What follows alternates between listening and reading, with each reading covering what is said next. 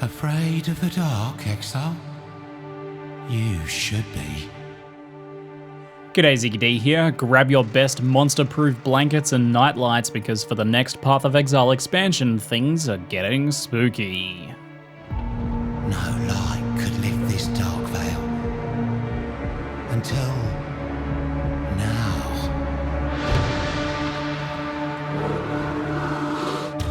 In the Delve League, we'll be venturing into Path of Exile's first infinite dungeon, the horror-filled Azurite Mine.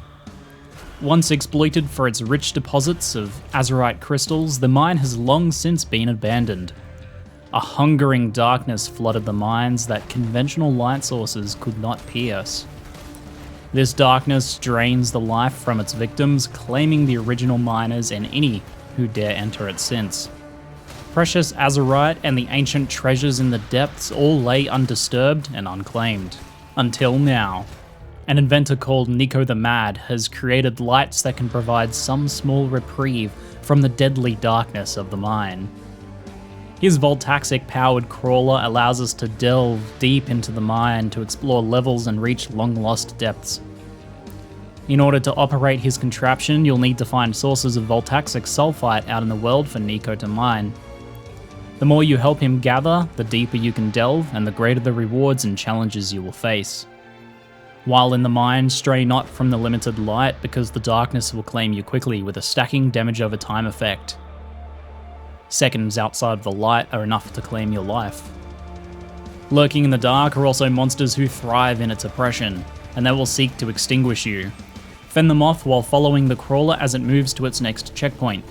If you need to slow down, the crawler will slow down with you, or if you are feeling bold, you can lead it ahead and it will speed up. The crawler will automatically pick up any items dropped near it for you to claim later, so you can simply focus on staying alive. At the end of each track, you will reach a checkpoint where you will encounter a final challenge and treasures in addition to any loot the crawler has picked up. After a checkpoint has been reached and a moment's safety gained, you can head back along the cable of lights the crawler has laid to explore if you desire. In the darkness, away from your pinpoint safety lights, lies hidden treasures just out of reach. You could foolishly dive into the darkness in pursuit of them, but much more wise is to use the limited Voltaxic flares to create a temporary safe zone in the dark. These have a limited timer on them, so you'll have to move fast and return to safety before they run out. Run out of flares away from the crawler or its cabling and you may have to make a desperate final dash to safety. To the denizens of the dark, the light is abhorrent, and some of them will do whatever they can to see it extinguished. Some monsters may use tactics such as an EMP pulse to knock out the crawler's lights for a few seconds, a death sentence if you don't have some flares handy.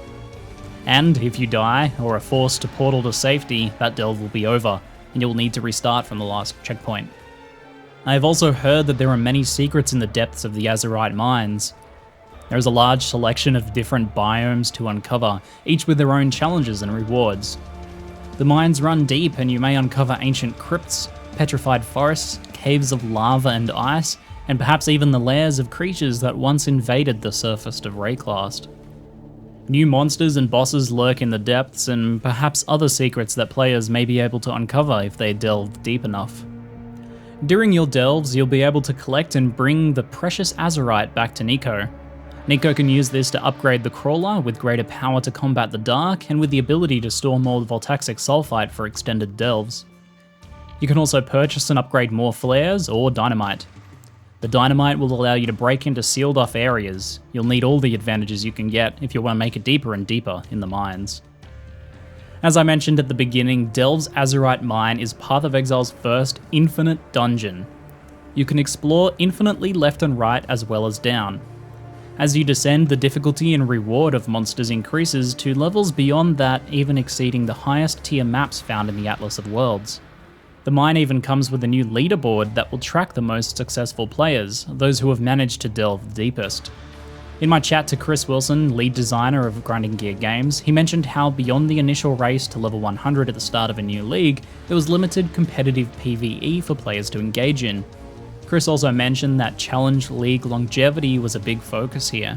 He referenced Incursion by saying that though it was a highly successful league and had a well-received design, a few weeks in, players had seen and done everything the Temple and Incursions had to offer. The design of the Delve's infinite mine with a vast plethora of secrets to discover and infinite scaling will allow players to engage with new levels of challenge for their strongest characters, whilst also fostering competition amongst players. So what if you can speed clear tier 16 maps and face tank Uber Elder? Can you delve into the darkest depths of the mine and tread where no other exile has ever been? Of course, no league mechanic is complete without a host of compelling rewards. Delve League features 18 new uniques, 9 of which are specific to the Azurite Mines. The mine also brings with it new and powerful deterministic ways of crafting gear. Resonators are ancient versions of our current crafting orbs, such as alchemy and chaos resonators. They feature a ranging amount of sockets. Yup, socketed currency. You can place fossils found within the different biomes of the mine into these sockets to alter their behaviour. Fossils can add new modifiers as well as restricting certain modifiers from appearing. They can also bias the crafting towards specific themes. For example, you can use a jagged fossil to prevent chaos modifiers from appearing while giving more physical mods. This means that you are more likely to get physical modifiers, but you may also see new physical themed modifiers as well. This sword, for example, was crafted with a chaotic resonator with a minion fossil, a physical fossil, and a corrupted essence fossil to get physical attack stats as well as minion damage, an aura buff, and fire burst on hit. You'll be able to use the different combinations of fossils and different resonators to finely tune the items you craft, as well as crafting items never before seen in Path of Exile. And on top of this, the Delve League expansion is bringing more than just the Azurite Mine to Path of Exile. Reliquary keys make a return, this time offering items from older leagues, yes, including Headhunter, though some changes have been made to the way the mechanic works. The keys are even more rare than before, but now have equally weighted chances of dropping each of the 151 uniques on offer. Chris Wilson says that every unique having an equal chance should make things more exciting each time you use one of these rare keys. The league also features some stunning new tech on the graphical front. Water now uses full physics simulation to be much more realistic, and lighting has seen a huge upgrade with the shadowed point lights technology. Everything that casts a light now does so in a realistic fashion, illuminating the environments with the colours of the light sources. I confirmed with Chris that this even includes all existing lighting created by any cosmetic effects as well, so all of our existing cosmetics are getting an upgrade. The footage shown here looks incredible in my opinion, and this update is perfectly matched to the darkness-themed league mechanic.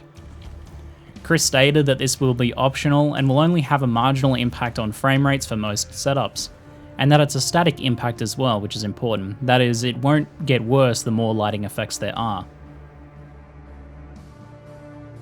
And last but certainly not least, this league will include 10 new or revamped skills, and changes to the Guardian Ascendancy. 2 new skills can already be seen in this video. Toxic Rain, a new bow skill that rains spore pods that grasp at enemies with caustic vines, slowing them down and dealing chaos damage over time before exploding with additional chaos damage.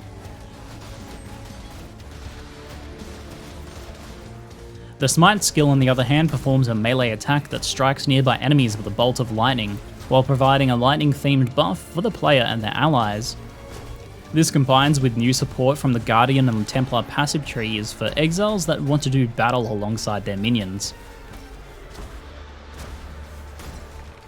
A reworked Dominating Blow and further skill support for this archetype will also be featured for holy warriors that want to lead the charge with the support of their own personal army.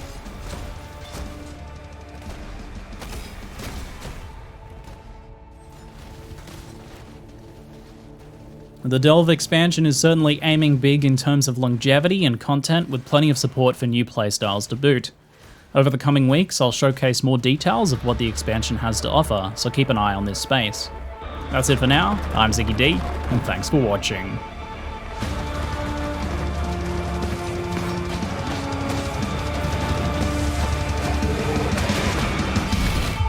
Don't stray too far, or else lights out.